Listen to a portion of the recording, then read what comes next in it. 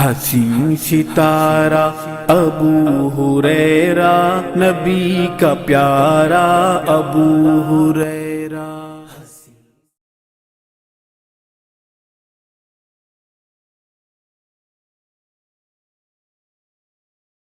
لا شريك له وأشهد أن محمدا عبده ورسوله أما بعد فإن خير الحديث كتاب الله وخير الهدي هدي محمد صلى الله عليه وسلم وشر الأمور محدثاتها وكل محدثة بدعة وكل بدعة ضلالة وكل ضلالة في النار۔ أعوذ بالله من الشيطان الرجيم، بسم الله الرحمن الرحيم۔ يا أيها الذين آمنوا اتقوا الله حق تقاته ولا تموتن إلا وأنتم مسلمون۔ يا أيها الناس اتقوا ربكم الذي خلقكم من نفس واحدة وخلق منها زوجها وبث منهما رجالا كثيرا ونساء واتقوا الله الذي تساءلون به والأرحام إن الله كان عليكم رقيبا۔ يا أيها الذين آمنوا اتقوا الله وقولوا قولا سديدا يصلح لكم أعمالكم ويغفر لكم ذنوبكم ومن يطع الله ورسوله فقد فاز فوزا عظيما۔ قال الله تبارك وتعالى في القرآن المجيد إن الشرك لظلم عظيم۔ تمام قسم کی تعریفات وحدہ لا شریک خالق کائنات مالک عرض و سما کے لیے ہے۔ لاکھوں کروڑوں درود و سلام ہو اس ہستی اقدس و مقدس پر جن کا نام نامی اسم گرامی محمد الرسول اللہ صلی اللہ علیہ وسلم ہے۔ وہ ذات مقدسہ مبارکہ مطہرہ کے رب العزت نے جنہیں ساری کائنات میں ہدایت کا بندوبست بنا کر بھیجا۔ حاضرین خطبہ جمعہ، جس عنوان کا انتخاب کیا گیا ہے یا جس عنوان پر لب کشائی کی جانے والی ہے وہ ہے شرک اور وحدت الوجود۔ اللہ تعالیٰ سے دعا کیجیے اللہ تعالیٰ مجھے حق اور سچ کہنے کی توفیق عطا فرمائے۔ محترم حضرات،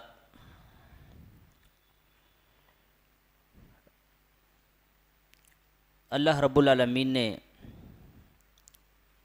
اس دنیا میں جتنے بھی انسانوں کی تخلیق فرمائی ہے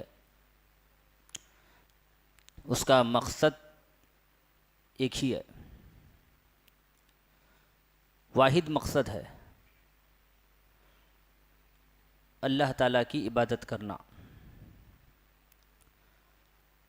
قرآن مجید اٹھائیے، اللہ رب العالمین نے ارشاد فرمایا وَمَا خَلَقْتُ الْجِنَّ وَالْإِنسَ إِلَّا لِيَعْبُدُونَ۔ میں نے جنوں کو اور انسانوں کو صرف اور صرف میری عبادت کے لیے پیدا کیا۔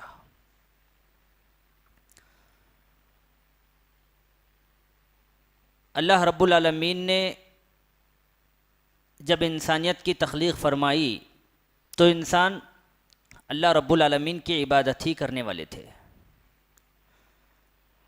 آپ غور کیجئے گا، یہ قبر پرستی، بت پرستی، یہ سب بدعات ہے۔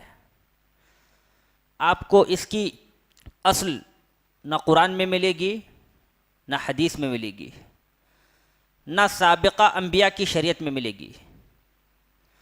حضرت آدم علیہ السلام پر ایک مرتبہ نظر دوڑائیے۔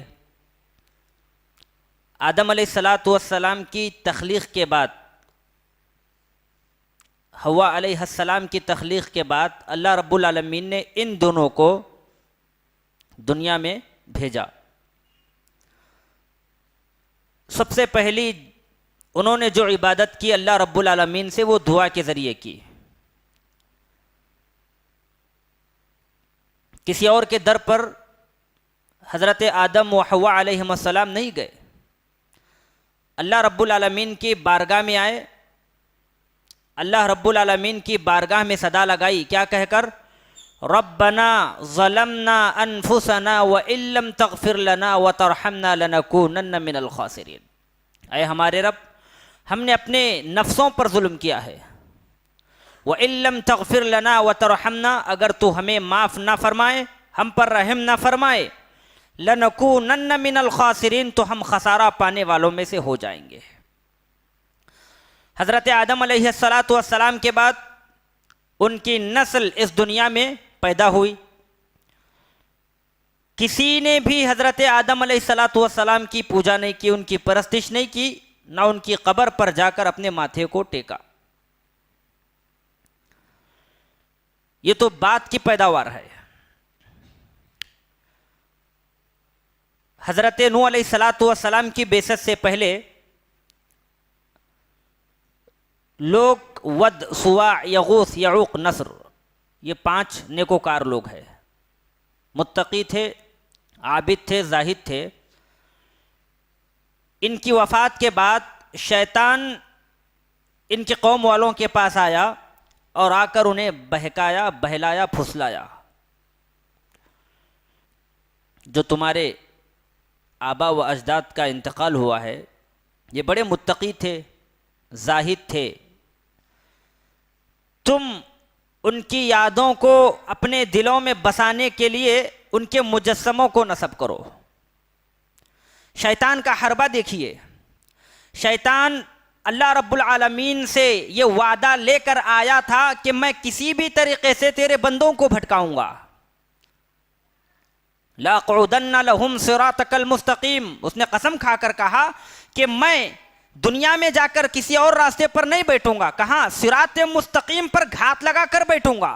لَأَقْعُدَنَّ لَهُمْ صِرَاطَكَ الْمُسْتَقِيمَ، اے اللہ مجھے تو مہلت دے دے قیامت تک تیرے بندوں کو بھٹکانے کے لیے۔ تو اللہ رب العالمین نے بھی اسے مہلت دے دی، کیا کہا؟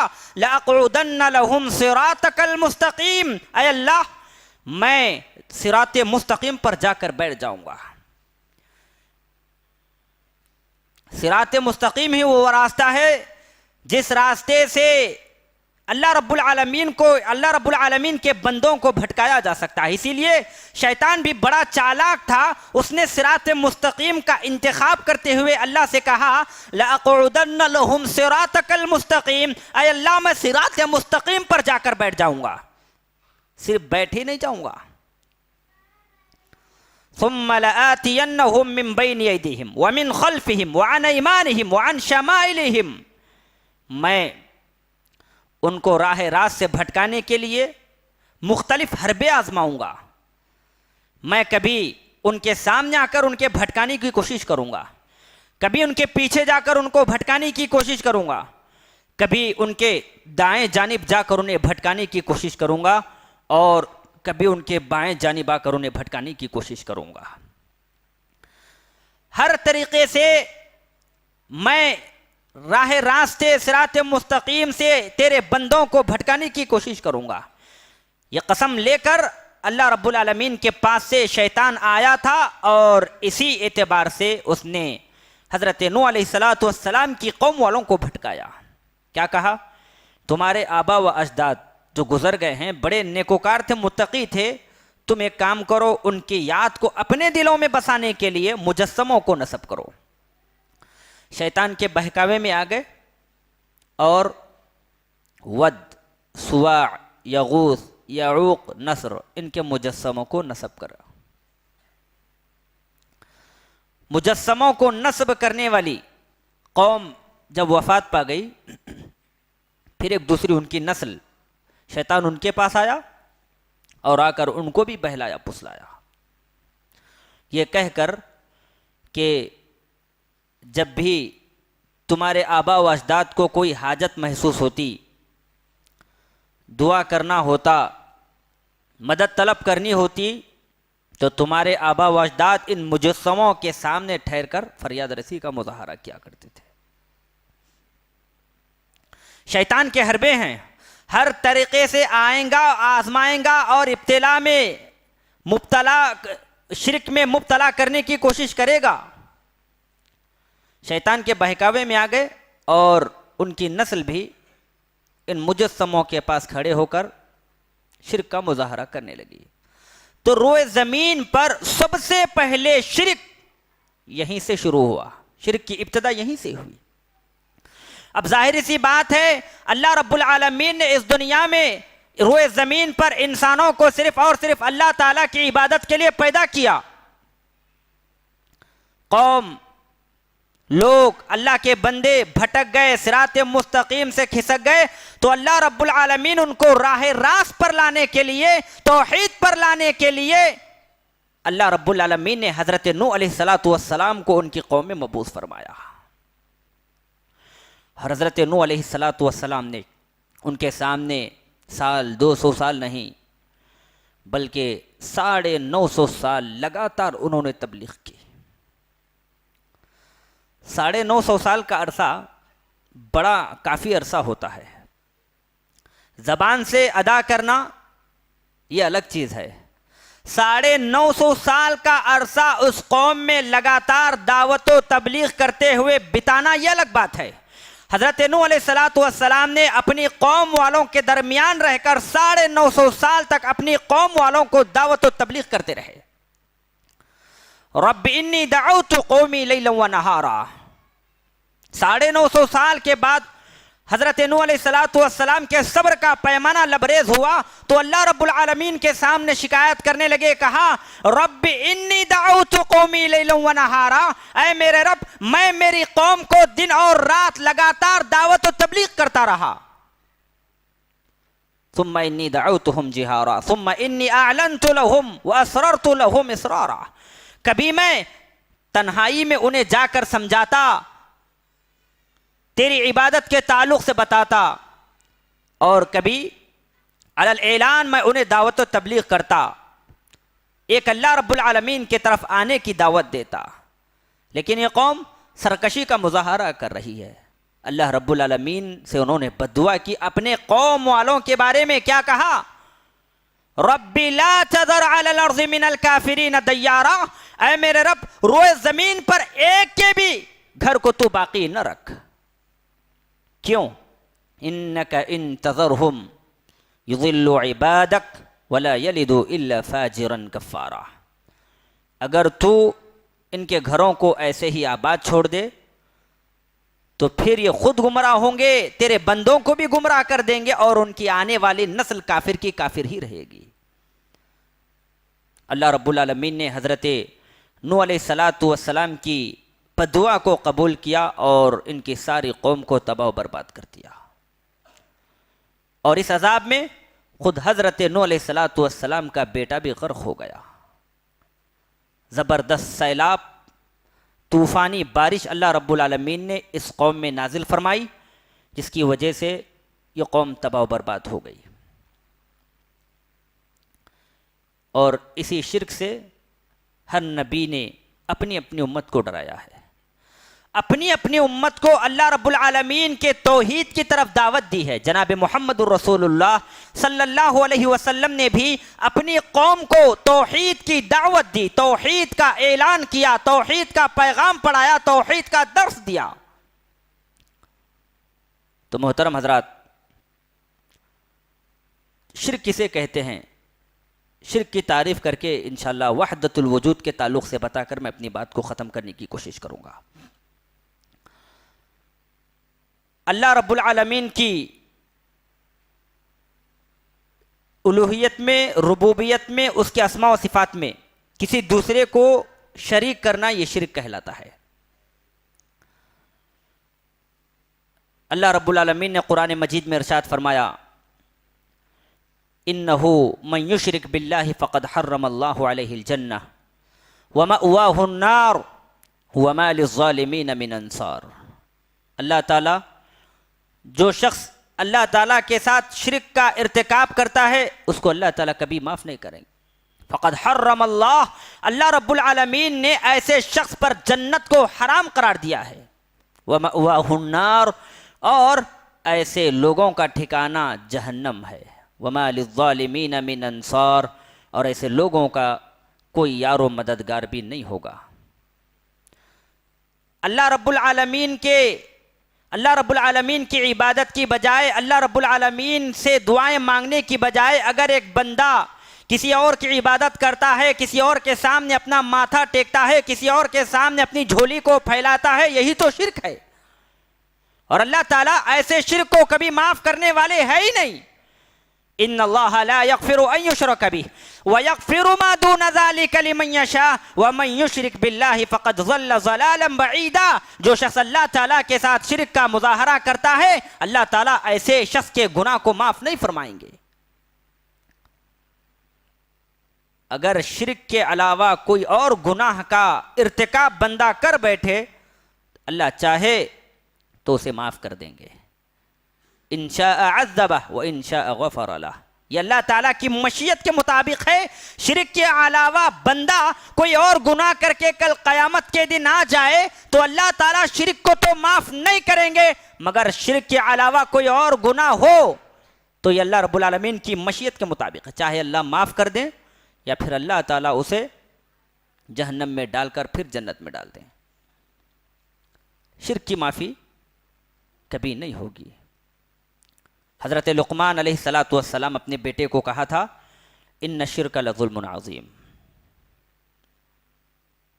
یا بنیا، اے میرے پیارے بیٹے، لا تشرک باللہ، اللہ تعالیٰ کے ساتھ شرک نہ کرنا۔ ان الشرک لظلم عظیم، اس لیے کہ شرک سب سے بڑا ظلم ہے، سب سے بڑا گناہ ہے۔ اب ایک سوال پیدا ہوتا ہے، شرک کے بہت سارے اقسام ہیں۔ شرک میں سب سے بڑا شرک وحدت الوجود کا شرک ہے۔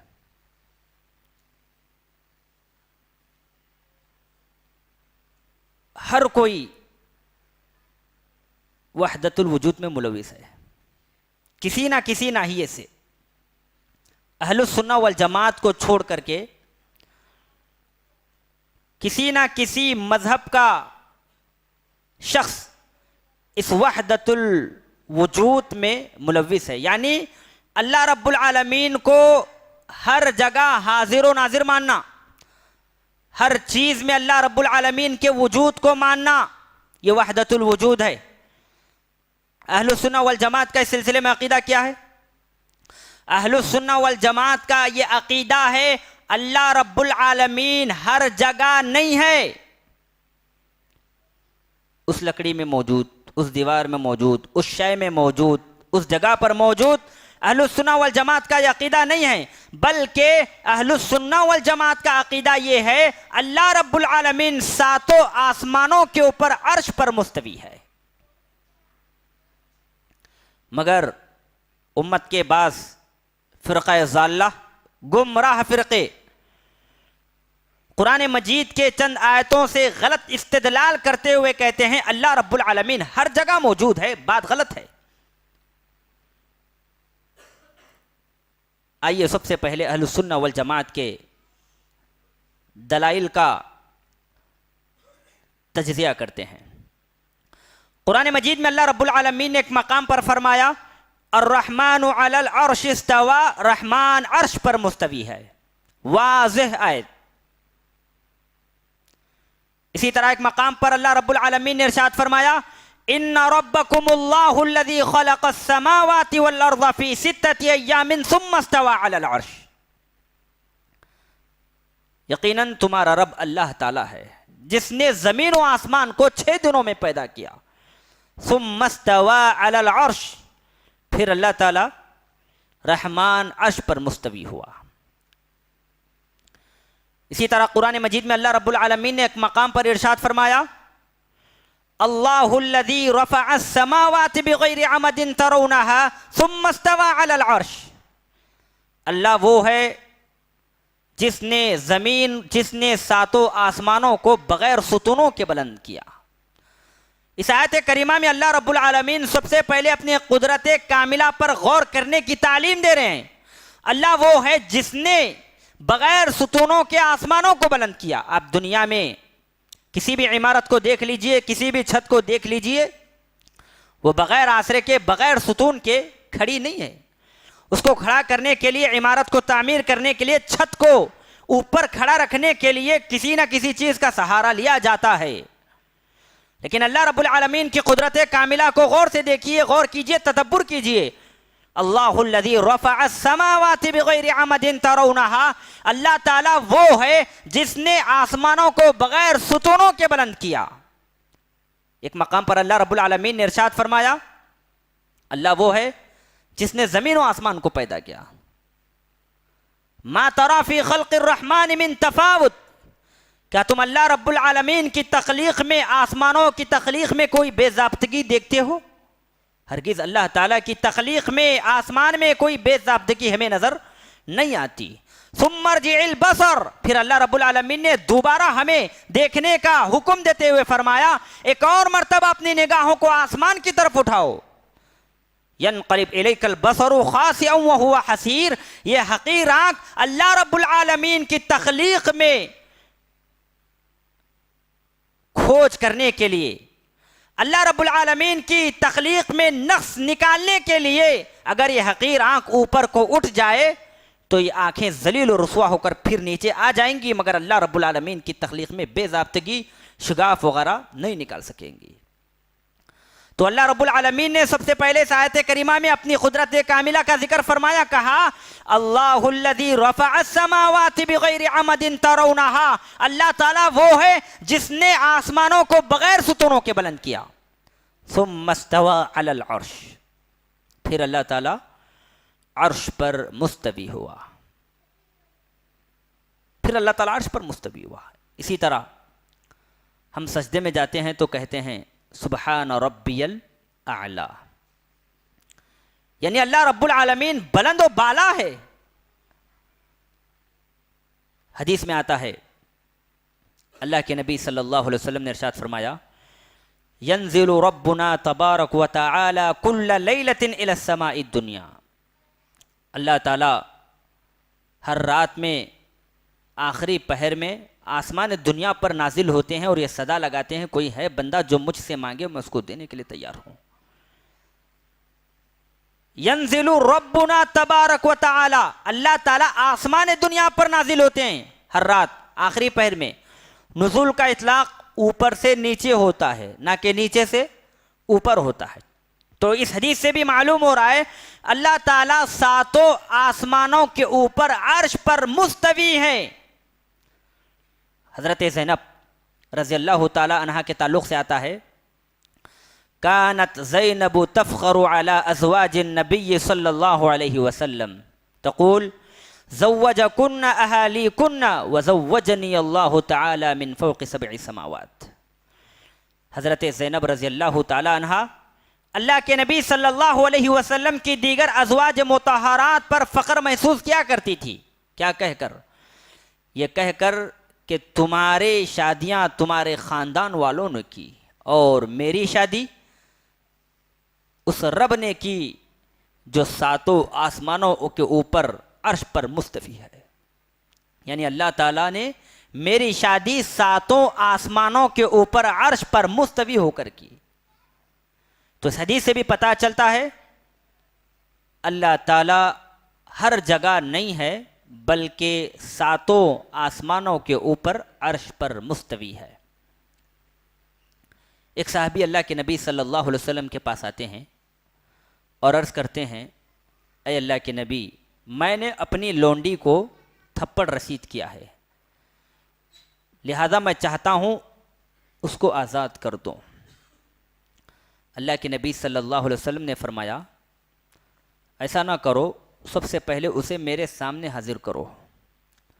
لونڈی کو جب اللہ کے نبی صلی اللہ علیہ وسلم کے سامنے حاضر کیا گیا تو آپ صلی اللہ علیہ وسلم نے ارشاد فرمایا، این اللہ، اللہ تعالیٰ کہاں ہے؟ قالت فی السماء، اس لونڈی نے کہا اللہ تعالیٰ آسمانوں کے اوپر ہے۔ اللہ اکبر۔ اس لونڈی کا عقیدہ دیکھیے، ایک معمولی لونڈی ہے، اس کے باوجود بھی اس کا یہ عقیدہ ہے اللہ تعالیٰ ہر جگہ نہیں ہے بلکہ اللہ تعالیٰ ساتوں آسمانوں کے اوپر عرش پر مستوی ہے، آسمانوں میں ہے۔ ایک لونڈی کا یہ عقیدہ ہے۔ تو اللہ کے نبی نے فرمایا اس کو آزاد کرو، اس لیے کہ یہ مومنہ ہے۔ صحابی نے اس لونڈی کو آزاد کر دیا۔ احادیث سے پتا چلتا ہے، قرآن مجید کے آیات کریمہ سے پتا چلتا ہے اللہ رب العالمین ہر جگہ حاضر و ناظر نہیں ہے، ہر چیز میں اللہ رب العالمین کا وجود نہیں ہے، بلکہ اللہ تعالیٰ ساتوں آسمانوں کے اوپر عرش پر مستوی ہے۔ امام مالک رحمۃ اللہ علیہ کے پاس ایک شخص آیا اور آ کر کہنے لگا اللہ تعالیٰ عرش پر کیسے مستوی ہوا؟ غور فرمائیے گا، کیا کہا؟ اللہ تعالیٰ عرش پر کیسے مستوی ہوا؟ یعنی استواء عرش کی کیفیت کی بابت امام مالک رحمۃ اللہ علیہ سے سوال کیا۔ امام مالک رحمۃ اللہ علیہ کو غصہ آیا، پسینے سے شرابور ہو گئے، غضبناک ہو گئے، اور اس سے کہنے لگے الاستواء معلوم والکیف مجہول والایمان به واجب والسؤال عنہ بدعہ۔ استواء تو معلوم ہے، یعنی اللہ رب العالمین کا عرش پر مستوی ہونا قرآن و حدیث سے معلوم ہے۔ الرحمن علی العرش استوى، رحمان عرش پر مستوی ہے، لہذا یہ علم ہمیں قرآن نے دیا، حدیث نے دیا کہ اللہ رب العالمین عرش پر مستوی ہے۔ والکیف مجہول، مگر اس کی کیفیت مجہول ہے، کیسے اللہ تعالیٰ عرش پر مستوی ہوا اس کے بارے میں نہ قرآن نے بتایا نہ حدیث نے بتائی۔ والایمان به واجب، استوا معلوم ہے، اس کی کیفیت مجہول ہے، لیکن اس کے باوجود بھی ایمان لانا واجب ہے۔ کیوں؟ قرآن نے بتایا، حدیث نے بتایا، قرآن و حدیث کا انکار نہیں کیا جا سکتا، اسی لیے اللہ رب العالمین کے استوا کو ماننا واجب ہے۔ والسؤال عنہ بدعہ، اور اس کے تعلق سے سوال کرنا بدعت ہے۔ اللہ اکبر۔ بہترین جواب امام مالک رحمہ اللہ نے اس شخص کو دیا، اور اسی جامع قول پر اکتفا نہیں کیا بلکہ اس سے کہا تو مجھے بدعتی معلوم ہوتا ہے، فوراً اس کو اپنی مجلس سے بے دخل کر دیا، اٹھا کر بھگا دیا۔ تو ان آیتوں سے، احادیث سے، اقوال سے یہی بات سمجھ میں آتی ہے اللہ رب العالمین کا وجود ہر شے میں نہیں ہے۔ اللہ تعالیٰ ایک ہے، اور اللہ تعالیٰ ساتوں آسمانوں کے اوپر عرش پر مستوی ہے۔ اب جو لوگ قرآن مجید کی بعض آیتوں سے استدلال کرتے ہوئے کہتے ہیں اللہ تعالیٰ ہر جگہ ہے، اللہ تعالیٰ کی معیت ہر ایک کے ساتھ ہے، تو معیت کو عام طور پر 3 قسموں میں تقسیم کیا جاتا ہے۔ اللہ تعالیٰ بندوں کے ساتھ ہے، صحیح بات ہے، اس کا ہمیں انکار نہیں۔ قرآن مجید کہتا ہے ان اللہ مع الصابرین، اللہ تعالیٰ صبر کرنے والوں کے ساتھ ہے۔ معیت کی 3 قسمیں ہیں۔ نمبر 1 معیت عامہ، جسے معیت مطلقہ بھی کہا جاتا ہے۔ مطلق طور پر اللہ رب العالمین کی معیت سارے انسانوں کے ساتھ ہے، چاہے وہ کافر ہو، مومن ہو، نیک ہو، کافر ہو، بد ہو، ہر ایک کے ساتھ اللہ تعالیٰ ہے۔ نشو نما کے اعتبار سے، رزق کو دینے کے اعتبار سے اللہ رب العالمین سارے انسانوں کے ساتھ ہے، یہ معیت مطلقہ ہے۔ اور ایک ہے معیت خاصہ، یعنی اللہ تعالیٰ کی معیت اللہ تعالیٰ اپنے چند خصوصی بندوں کے ساتھ ہوتا ہے۔ جیسے قرآن مجید میں اللہ نے فرمایا ان اللہ مع الصابرین، اللہ تعالیٰ صبر کرنے والوں کے ساتھ ہے، لہذا جو بھی صبر جیسی صفت سے متصف ہوتا ہے اللہ تعالیٰ اس کے ساتھ ہے۔ اسی طرح ایک ہے معیت اخص، خاص سے بھی زیادہ خاص معیت، اور یہ اللہ کے انبیاء کے ساتھ ہوا کرتی ہے۔ اللہ تعالیٰ نے قرآن مجید میں ارشاد فرمایا لا تحزن ان اللہ معنا۔ جب ہجرت کر بیٹھے اللہ کے نبی صلی اللہ علیہ وسلم اور حضرت ابوبکر صدیق رضی اللہ تعالیٰ عنہ، حضرت ابوبکر صدیق رضی اللہ تعالیٰ عنہ خوف کر رہے تھے، ڈر رہے تھے، تب اللہ کے نبی نے فرمایا لا تحزن ان اللہ معنا، اے ابو بکر غم نہ کرو، ان اللہ معنا، اس لیے کہ اللہ تعالیٰ ہمارے ساتھ ہے۔ تو یہاں بھی ثابت ہوا اللہ تعالیٰ کی معیت حضرت محمد الرسول اللہ صلی اللہ علیہ وسلم کے ساتھ اور حضرت ابوبکر صدیق رضی اللہ تعالیٰ عنہ کے ساتھ تھی۔ اسی طرح اللہ رب العالمین نے حضرت ہارون اور موسیٰ علیہم السلام کو جب فرعون کے پاس بھیجا، یہ دونوں ڈر رہے تھے، کپ کپا رہے تھے فرعون کے دربار میں جانے سے، تب اللہ رب العالمین نے ان دونوں کو کہا لا تخافا اننی معکما اسمع وارا، کہ تم دونوں نہ ڈرو، لا تخافا مت ڈرو، اننی معکما اسمع وارا، بے شک میں تمہارے ساتھ ہوں، میں سن بھی رہا ہوں اور میں دیکھ بھی رہا ہوں، لہذا تم فرعون کے دربار میں جاؤ اور جا کر جو بات ہے حق بات کو رکھو۔ اس آیت سے بھی معلوم ہوا اللہ رب العالمین کی یہاں پر معیت حضرت موسیٰ اور حضرت ہارون علیہ السلام کے ساتھ تھی۔ اب سوال پیدا ہوتا ہے اللہ رب العالمین کی معیت کیسے ہوتی ہے؟ تو اس کا جواب یہ ہے اللہ تعالیٰ اپنے بندوں کے ساتھ کما یلیق بجلالہ، اپنے شایان شان کے مطابق ہے۔ کوئی فیصلہ نہیں سنا سکتا کہ اللہ تعالیٰ حقیقی صورتحال میں بندوں کے ساتھ ہے، بلکہ اللہ تعالیٰ اپنی شایان شان کے مطابق کما یلیق بجلالی کے تحت اللہ تعالیٰ اپنے بندوں کے ساتھ ہے۔ اللہ تعالیٰ کا اپنے بندوں کے ساتھ ہونے کا مطلب یہ نہیں کہ اللہ تعالیٰ عرش سے معطل ہو کر بندوں کے ساتھ ہے، نہیں، بلکہ اللہ تعالیٰ اپنے عرش پر ہوتے ہوئے بندوں کے ساتھ ہے۔ یہی صحیح جواب ہے، اہل السنہ والجماعت کا یہی عقیدہ ہے۔ امام ابن تیمیہ رحمہ اللہ فرمایا کرتے تھے کننا نصیر والقمر معنا، ہم چل رہے ہوتے تھے اور ستارے ہمارے ساتھ ہوتے تھے۔ عرب کہتے تھے ہم زمین پر چل رہے تھے اور ستارے ہمارے ساتھ ہوتے تھے۔ کیا ستارے حقیقت میں ایک انسان کے ساتھ ہوتے ہیں؟ ہرگز نہیں، بلکہ ستارے اپنی جگہ پر ہوتے ہوئے انسان کے ساتھ ہیں۔ اللہ رب العالمین تو سارے جہانوں کا رب ہے، پوری دنیا کے نظام کو چلانے والا ہے، پورے دنیا کے انسانیت، پوری دنیا کی مخلوقات کو رزق عطا کرنے والا ہے، پوری دنیا کی آوازوں کو سننے والا ہے، پوری دنیا کی انسانیت، پوری دنیا کی مخلوقات پر نظر رکھے ہوئے جب ایک بندہ، ایک انسان زمین پر چل رہا ہے، اس کے ساتھ ستارے ہو رہے ہیں، ستارے اپنی جگہ ہو کر جس طرح سے ایک انسان کے ساتھ ہیں، اسی طرح اللہ رب العالمین بھی ساتوں آسمان کے اوپر عرش پر مستوی ہو کر اپنے پورے بندوں کے ساتھ ہے، اپنے سارے بندوں کے ساتھ ہے۔ امام ابن تیمیہ رحمہ اللہ نے جواب دیا تھا۔ تو محترم حضرات، شرک اور وحدت الوجود میں سب سے بڑا جو شرک ہے وہ وحدت الوجود کا شرک ہے۔ کیسے؟ میں اپنی بات کو بتا کر انشاءاللہ یہ بات بتا کر اپنی بات کو ختم کروں گا۔ شرک عام طور پر ایک بندہ کرتا ہے تو اس کا نقصان وہ خود اٹھاتا ہے۔ جو عام مشرک ہوتا ہے وہ صرف اللہ رب العالمین کے ساتھ کسی اور کو شریک کر کے شرک کا ارتکاب کرتا ہے، ٹھیک ہے؟ مگر ایک وحدت الوجود کا قائل جو کہتا ہے اللہ تعالیٰ ہر جگہ موجود ہے، اس سے بہت سارے قباحتیں لازم آتی ہیں۔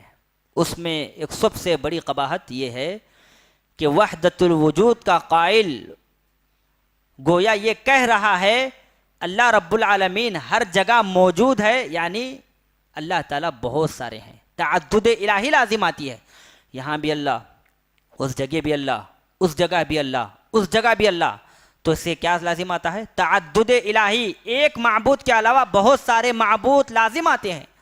اس لیے شرک سے بڑا وحدت الوجود ہے، جو کہ سب سے بڑا شرک ہے. تو محترم حضرات، شرک اور وحدت الوجود میں یہ تھوڑا سا فرق تھا. اللہ تعالیٰ سے دعا ہے اللہ تعالیٰ ہم تمام کو شرک جیسی قباحتوں سے مجتنب رہنے کی توفیق عطا فرما. آمین. وآخر دعوانا ان الحمدللہ رب العالمین. مزید علماء اور مقررین کے بیانات سننے کے لیے ہمارے YouTube چینل کو سبسکرائب کیجیے. جزاک اللہ.